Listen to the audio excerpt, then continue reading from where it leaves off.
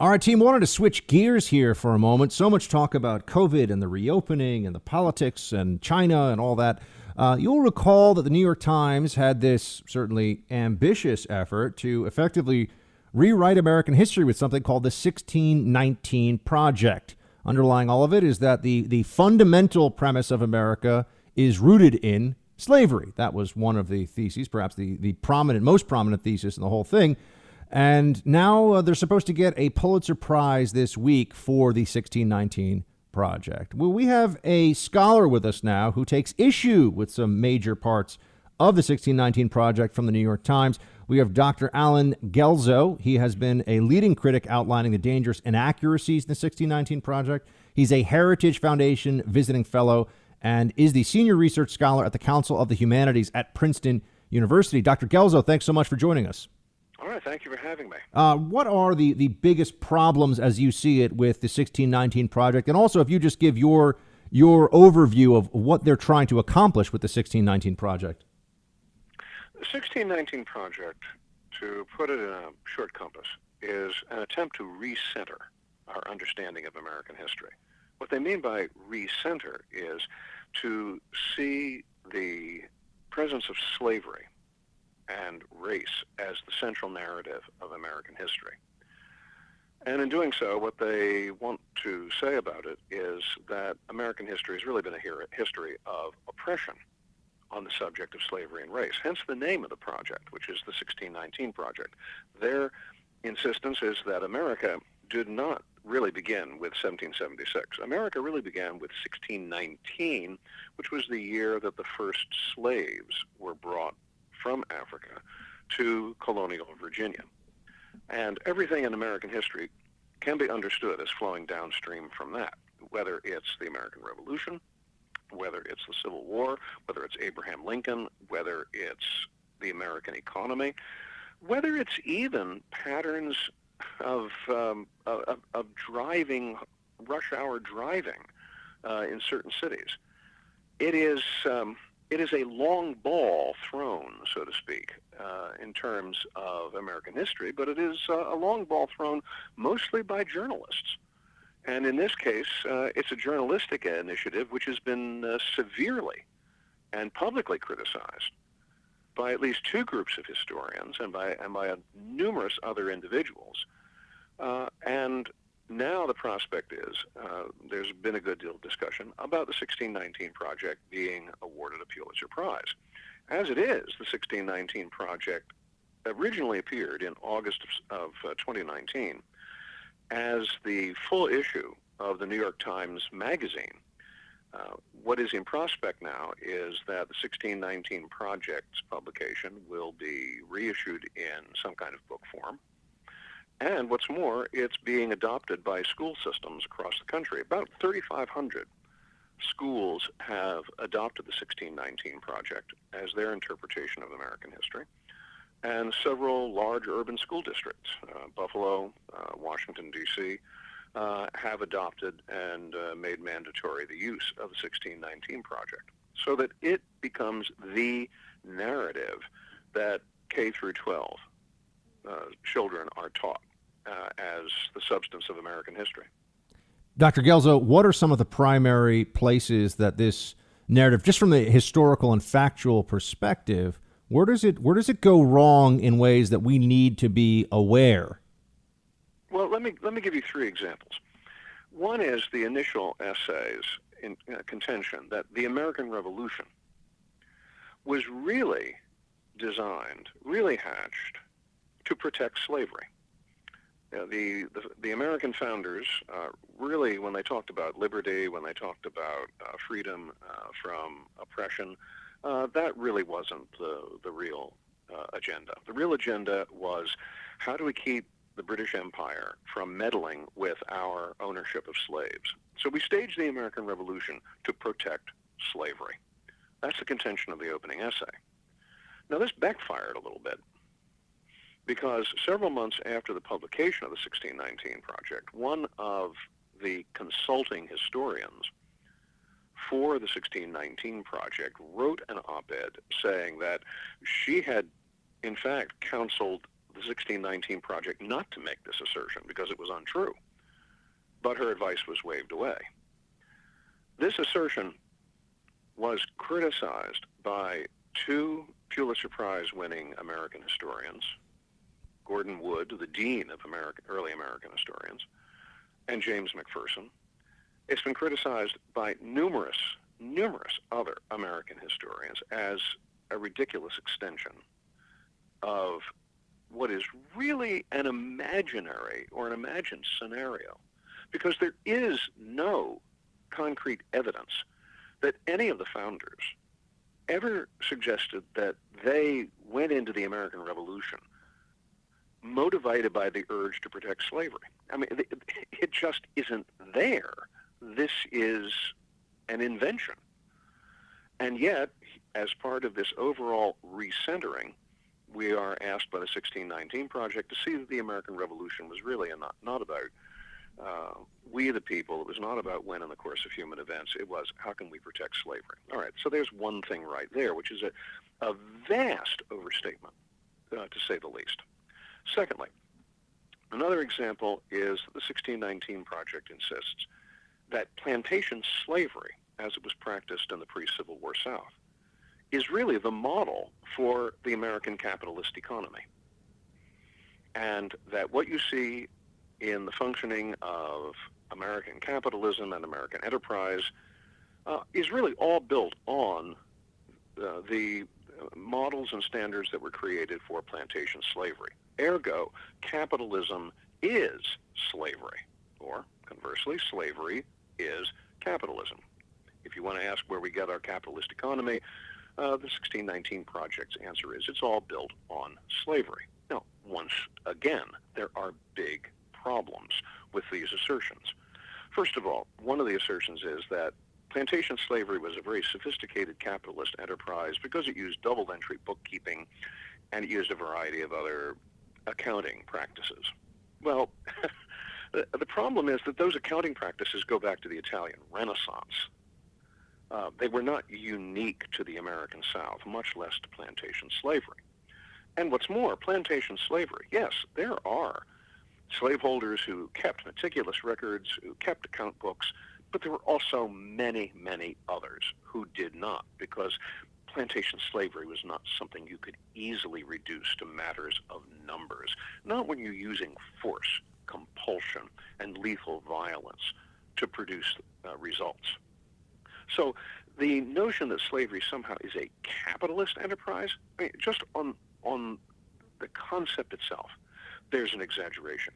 The numbers that are cited, that somehow the American economy before the Civil War was so much a matter of plantation slavery that the profits generated by plantation slavery dwarf all those from any other enterprise in America. That is simply not true. Read the almanacs of the 1850s, which are teeming with economic data about the United States, and you find out that, in fact, there are more banks lending more money and possessing more capital in the state of New York alone than in the entire plantation South.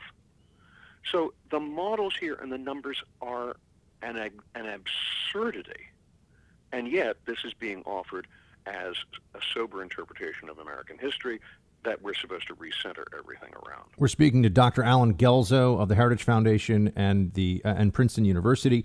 Dr. Guelzo, tell me about the outrageous lying slander of Abraham Lincoln, specifically that the 1619 Project engages in. Well, that was the title of an op-ed in the New York Post. I did not write that title. But you wrote the piece, so hopefully you could explain. I wrote the piece. Yes. The editors of the Post wrote the title. It was a bit more lurid and theatrical than I would have chosen as a title.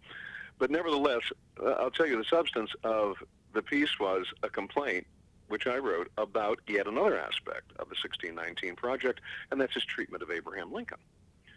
Abraham Lincoln, in the way the 1619 Project presents the great emancipator, Abraham Lincoln was a racist who planned the deportation of black people because black people were as they put it, a problem, a worrisome problem. Now, notice that in none of this is there any reference to the Emancipation Proclamation, that Lincoln frees slaves in 1863 by a presidential proclamation on January 1st, 1863. Notice there's no mention about a civil war being fought here. The one invocation of Abraham Lincoln is that he is a racist who regards blacks as a problem. All right, where does the term problem, worrisome problem, come from? It doesn't come from Lincoln. It comes from Lincoln quoting somebody else, in this case, Henry Clay. What we are dealing with is historical sloppiness that pushes things to an absurd degree. Every one of these things that I've mentioned, the American Revolution, plantation slavery, Lincoln himself, these are questions of enormous complexity, but they're treated by the 1619 Project with a wave of the hand and no research. Now, part of me wants to say this is what happens when journalists presume on the credulity of the public, because we trust what the press says. Even sometimes when we protest that we don't, we really do. Journalists sometimes think that they are writing what they call the first draft of history. That is a real compliment that journalists pay to themselves, and it's not always well earned, because journalists are not experienced as historians. Journalists operate under pressure to write dramatic copy that will fill the space of a 40-page newspaper or a 24-hour news cycle. And it's no surprise that we have seen a rash of journalistic hoaxes, some of which have gone up to the level of the Pulitzer Prize. I think, for instance, in 1980, Janet Cook and her series Jimmy's World for the Washington Post about a so-called 8-year-old crack addict. That earned her the Pulitzer Prize right up until the moment when people started asking embarrassing questions about her sources. And it turned out they were all, in fact, manufactured. The Pulitzer Prize had to be withdrawn. Same things have happened to the New York Times before. I recall the incident of Jason Blair in the New York Times in 2003, who filed fake stories concerning John Muhammad and John Malvo. These were stories that did not hold up. They were later investigated. It turned out that a number of things were entirely wrong about this, and then the journalist in question has to be quietly let go by the New York Times. And I have to say that even historians are not entirely proof against hoaxing. In 2000, a historian at Emory University, Michael Belle-Isle, published a book called Arming America, The Origins of the National Gun Culture, for which he won the Bancroft Prize. But later it turned out he was rather relentlessly tracked down by a lawyer who was suspicious about the notes on the sources, and it turned out that the sources that were being cited for the book could not be produced, at which point the Bancroft Prize had to be withdrawn, and Professor Belle-Isle lost his position with Emory University. All of these events occurred because of the confidence that the content of the articles or the content of the book would be politically applauded, even if the material was, shall we say, invented. But that's not the way to do history. That's carelessness. That's a lack of intellectual integrity. And what is surprising about the 1619 Project is that even after all the criticism, it's surprising that there should even be serious consideration for a Pulitzer Prize. After all the pointing out of errors, after one of the consultants for the project even compelled the project to admit and to issue a retraction, that the Pulitzer Prize would continue to be a matter of consideration for the 1619 Project simply beggars the imagination. It's not about facts. It's about the narrative. Dr. Allen Guelzo of the Heritage Foundation and Princeton University, thank you, sir, for joining us. We appreciate your expertise. All right. Thank you.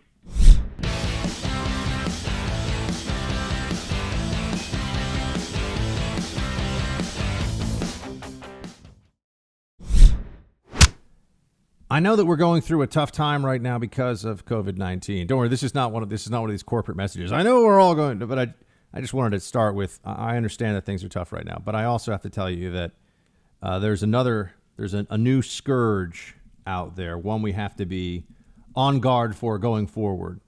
And it's called the Murder Hornet. I don't know if you've seen this. It's because these days, anything that's not about COVID, anything we can sort of think about or spend time on that has nothing to do with COVID-19 is a nice distraction. But this one is pretty scary. You got these things called murder hornets now in the United States. Have you seen these things, Producer Mark? A lot of buzz about them over the weekend. I see. Yeah. You know what I'm saying? You could say the stories were swarming. But there's the Asian giant hornet is the true name. They call them murder hornets. Did you see some of this stuff? They kill other honeybees. They kill honeybees rather, and they do it by ripping their heads off one by one. But they'll go in. Like they'll lovely kill creatures. Yeah, they'll go in and they have they're 5 times the size of a honeybee, and they have a particularly long and very painful stinger that can go through standard beekeeper suits, and they rip the heads off of honeybee. And they've started to find nests of the Asian giant hornet all over the country. Now, I'm sure we're going to have to change the name. You calling it an Asian giant hornet, I don't know. What are you trying to say there, CNN, with this one? I think Greg Gutfeld was putting this one out over the weekend. He's like, what do you mean calling it Asian? I think Greg is right on this one. Why you gotta be that guy who's calling? Hornets have no nationality, right? This is the idea. Hornets are just they're a threat to all of us equally, they are a threat to all of us equally. But these things are terrifying. You ever been stung by a bee, Producer Mark? I have. It's not fun. Not fun. These are apparently like 10 times worse than that in terms of the pain. And if you get stung more than 50 times, you can die. That's what they say. I saw some story that if you get stung like 5 times, you could die. With these yeah, hornets. you can. Well, it depends on if you have an allergy to the toxin or not. But they say that, at least the story that I read, if you're stung, I think it's 20 times, it's considered a medical emergency, and if you're stung more than 50 times, you're like in urgent need of antivenom. So they're really rough looking, these things. You do not want them. So just guys, if you see the scariest looking hornet ever that looks like something that would rip the heads off of other bees for fun, don't touch it. I've got a safety tip for you. Stay away from the giant Asian hornets, or the Asian giant hornet as it is called. Can you promise us, Producer Mark? We need you to keep the Freedom Hut up and running. Well, if you don't want to stay inside for the coronavirus, that's going to make you stay inside. It's pretty scary looking, I got to say. And I do not like getting stung by things. So, I don't know. We got to figure out a way to defeat this menace, too.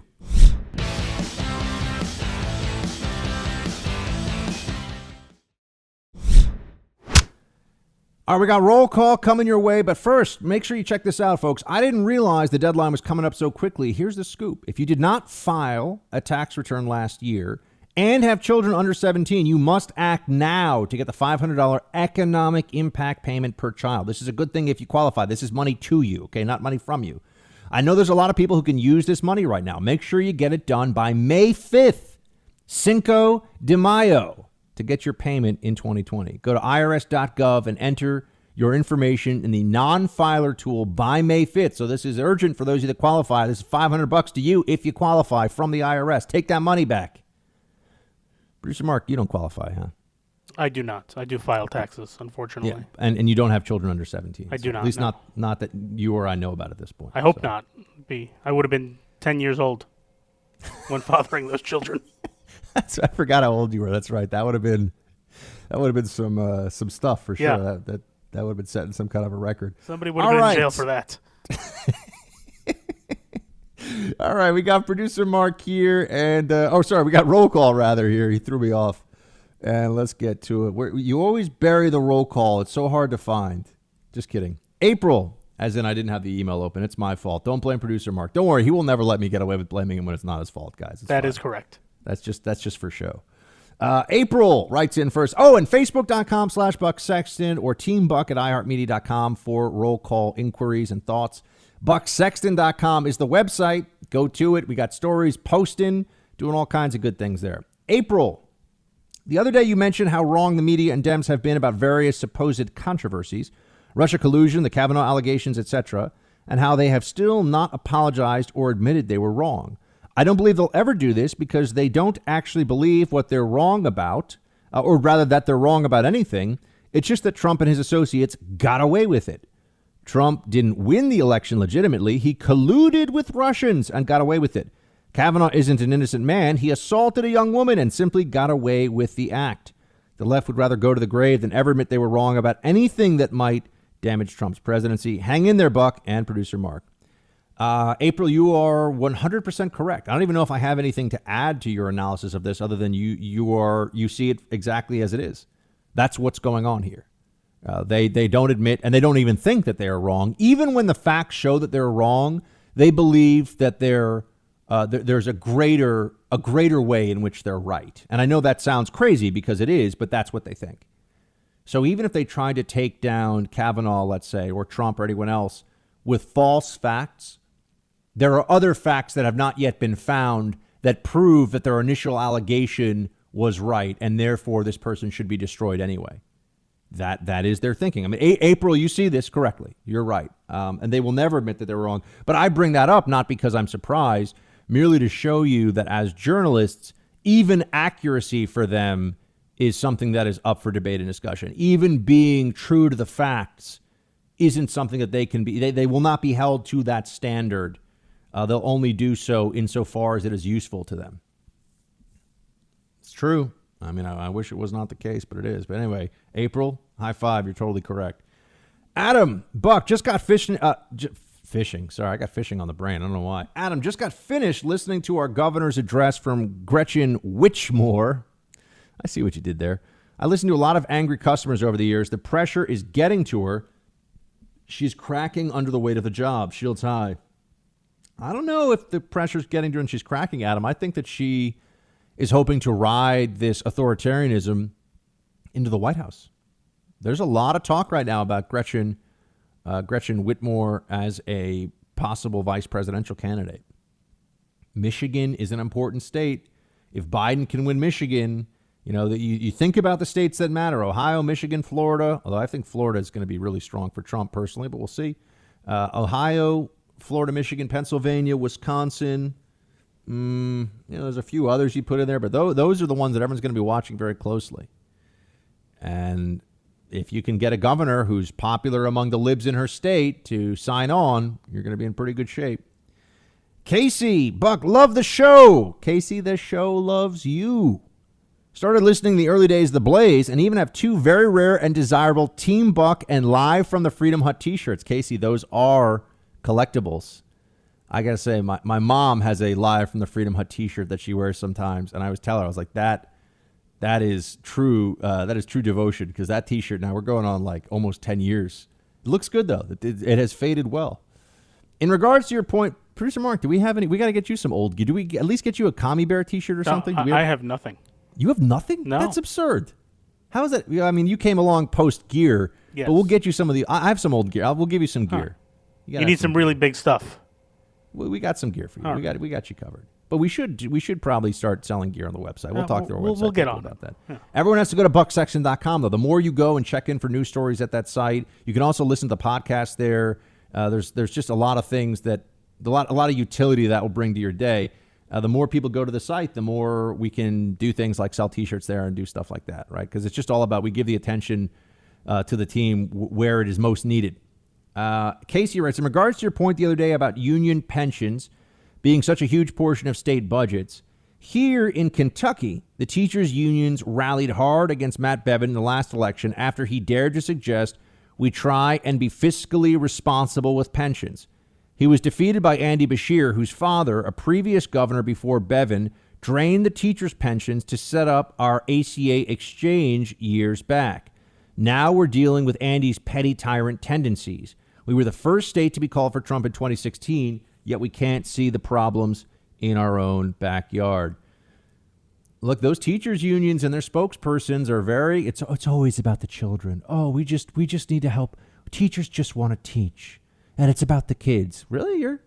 You're like self-assessed programs for teachers and tenure programs and long-term health benefits and pensions and all that. That's all about the kids? Because that sounds like it's about adults.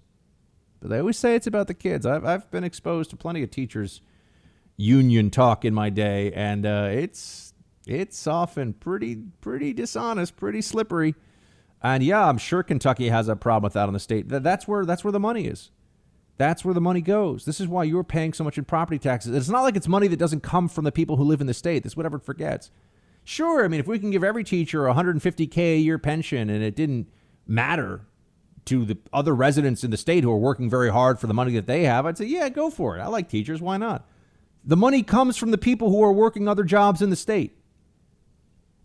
But the Democrats, this is the alliance they have created where they just keep on running up those bills. And as long as teachers' unions are a source of power for Democrats, it's never going to change. Stephen, Buck, does your girl like the Snow Princess name? We are up in upper Midwest northern states. Don't particularly find the Yoop for upper peninsula of Michigan accent applied to all of us. I agree with producer Mark. She sounds like a keeper. Well, Stephen, she's from a very cold place in the country, but I cannot tell you where quite yet. We're going to, we were thinking about doing a Q&A on the show one day where you guys could all send in questions and she would, about me or the show or whatever, and she can either answer or not answer. We'll leave that up to her. So if you like that idea, send in notes in support of it. She asked me, she said, what do you think people would want to know about you who would write in? And I said, I have no idea, which is true. I don't know what questions would be asked. Does producer Mark get to ask questions? No, producer Mark does not get to ask questions. You are banned from the question asking. But yeah, we'll see. She's from a very cold place. She's always, whenever it's cold outside, she's always got the perfect setup for. She's never like caught unaware or unready for cold weather. And I'm always like, oh, I should have worn a scarf. She just knows. She's much better at it than I am. So yeah, in the upper Midwest, we don't like the Yooper accent applied to all of us. Is that a thing? A Yooper accent? Yeah, the UP accent, the Upper Peninsula. You know, the Minnesotan accent. Is Upper Michigan different than the rest of Michigan accent-wise? I believe that's possible because New York, the boroughs have different accents. I'm not calling this into question. I'm just saying I didn't know that was a thing. I guess the closer you get to Canada, the more Canadian that's where you get sound. more. Oh gosh, yeah. Oh, it's cold in Michigan. Oh yeah, it's a little. So you go up north in Michigan to get that. Yeah, I guess so. I haven't that more really like explored Minnesota, Michigan. too? Yeah, I think the Minnesota accent you do is what he's talking about. That's probably true. Yeah, but Michigan, Minnesota, they're pretty. Oh, Minnesota. Oh, they're pretty close to each other, right? Don't tell that to people. They hate each other. I know. I love the regional beef there. Well, is the real beef though between Michigan and Wisconsin, or between Minnesota and Michigan? Yes. Okay, I think that's the right answer. Yeah. I feel like it's all of the above, right? Because there's like the Badgers versus the Honey Bears or something, or the Wolver. You know what is it? The Wolverines versus the Honey Bears. Yeah, Michigan is the Wolverines. Minnesota is the Badgers, I believe. Badgers. And Wisconsin, are they the Honey Badgers? Sorry, not Honey Bears, Honey Badger. Because Honey Badger doesn't give a. Yeah, no, that's a different thing. Sorry, Honey Badgers are scary, fierce little animals. No, it's Honey the Bears. Wisconsin Badgers. Right, it's the Wisconsin Badgers. Let me get the Minnesota one so I don't piss off everybody. The golden gopher, of course. There we go. So Minnesota it was another. Gophers. It was a cute mammal.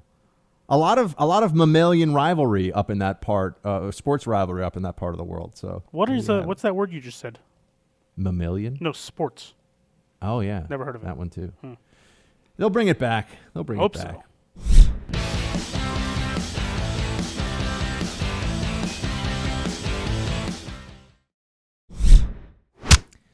Our roll call continuing here. We got Ron saying, I don't understand why the unemployed workers in New York that refuse to go back to work is an issue. In Utah, you're taken off unemployment if you refuse to take a job offer. You're required to apply for 3 jobs a week and report all interviews and job offers. Does New York not have those requirements? If not, they need them. Issue solved for employers. Keep up the great work and bring back the NHL. Semper Fi. Well, I'm sure producer Mark gives you a high five on that one. That's for sure. Is that the first? But NHL season's done now, right? What do you mean? Like it would be done. I'm saying we're out of season. It would be mid-playoffs. Oh, would be? Oh. Yeah. Oh, I thought it was already finished by I now. don't know. We'd be mid-playoffs by now. If I told you that you could have NHL playoffs and Stanley Cup, or 3 months of baseball, Oof. That's tough. I thought that's why I'm asking it. But I will say there's nothing better than the Stanley Cup playoffs. Nothing. Nothing in sports is There we better. go. I still owe producer Mark a hockey game. We just haven't gone because they shut down all hockey games. There's no hockey that, right now. that made it harder with there's no producer Mark. And if producer Brandon wants to come, we said I'd bring him too. All right. And we're definitely going to, where's the Islanders one? Yeah, not the Islanders Rangers. we can go to the Devils too. Yeah. I looked at Ranger tickets. I was like, ouch. No. Oof, The Rangers can't be playing the Islanders or the Devils because then the tickets become expensive there too. No. We'll go see the Devils versus like some expansion team from Canada or Name one Canadian hockey team. The Edmonton Oilers. Wow, that was not the one I expected. Boom. You only know that because of Wayne Gretzky. True. Yeah. That's a fair point. All right. Ron, to your point about unemployment, I actually don't know how unemployment in New York, specifically what the requirements are. But I do know that I've spoken to plenty of small business owners who are saying that they have people who don't want to go back to work on their staff. So there we go. Lori, Buck, my husband is from Minnesota, and I agree they are very nice people. By the way, his mom was a sexton. Not sure if your Minnesota people are the sexton side of the family, but his sextons are from Millville, Minnesota, in the southeastern part of the state. Well, Lori, Sexton is a reasonably common last name, but that doesn't mean that I couldn't have at least by family lore, my grandfather on one side was born in South Dakota, and I believe there's some story that it was like a snowstorm and he was actually, technically born on a Sioux reservation in South Dakota. I think that's just family lore. I don't think that that's necessarily accurate. But he was born in South Dakota. So we got family that's from up there. I got family born in Virginia and South Dakota. And then on one side of just New York, going back all the way, New York going straight back to the 1840s, I think, potato famine. So that's where that side of the family comes from. Let's see. Misty, will you get a vaccine if one is available? Will you trust it? Interesting question, Misty. If there's a vaccine that, like, there are some docs that I really trust and I really believe know what they're talking about. And if the docs that I trust and know personally are saying this vaccine it's good, it's credible, they've got the right, they've done the right trials for it, yeah, I'll get a vaccine for sure. I brought up human trial vaccines before, but that's a little bit like if you took me and producer Mark and you're like, all right, guys, so we're going to inject you with this thing. And then in a week, we're going to inject you with some live coronavirus and see how that goes. I don't know if I'm going to sign up for that. That's a different thing. So how soon would this vaccine be available? That would really determine whether or not it's gone through the standard process. But I would get a vaccine if it has gone through the standard process. Not for me, but really so that I'd be at lower risk. My concern is that I just don't want to get it and pass it to family members who are older. Also, we've got an expectation from one of my siblings that there'll be an addition to the world relatively soon. So you got to be careful with anybody who's pregnant as well. So that's why I would get a vaccine, but we shall see. We shall see. Jamie, I like Jamie writes for roll call. Thank you, Jamie. I know I'm a couple days late on this, but when you said Nancy Pelosi was a stupid person's idea of a smart politician, I almost had to pull myself over to collect myself. Buck slapped. Well, thank you, Jamie. And I think that's a pretty good description of it. I mean, Nancy Pelosi is a stupid person's idea of a smart politician. So that's one that we can keep. That's one we can keep for the ages. Karen, hi, Buck and producer Mark. Thank you so much for your great daily show. I just found out yesterday that our dimwit governor of Oregon signed an order to keep our state closed for another 60 days, meaning the deaths in our state are just 106 a day or so ago. Or meanwhile, the deaths in our state are just 106. Do you think she's doing this so she can request more money for the money pit of hers? It seems to me she's doing this because she can. It's not like we're a rich state anyway. We don't have sales tax, so property employment taxes are going to get whacked. I just don't know what she's trying to accomplish with this crazy move. Love your show. Listen every day. Yeah, Karen, it strikes me as nuts. We have a great audience in the Portland area for this show of Oregon, and it's a beautiful state with great food and some really cool stuff going on. And these states that are getting shut down like this, it's going to really hurt them for a long time. And the governors are making horrible decisions. And I'm just trying to get the word out as far as I can. We got to reopen, guys. I know you're with me on this one. We've got to reopen this country. All right, that's going to be it for today in the Freedom Hut. Thank you so much for joining. Go to bucksexton.com. Podcast can be played there. Make sure you tell somebody about the podcast. And we'll be back tomorrow. Shields high.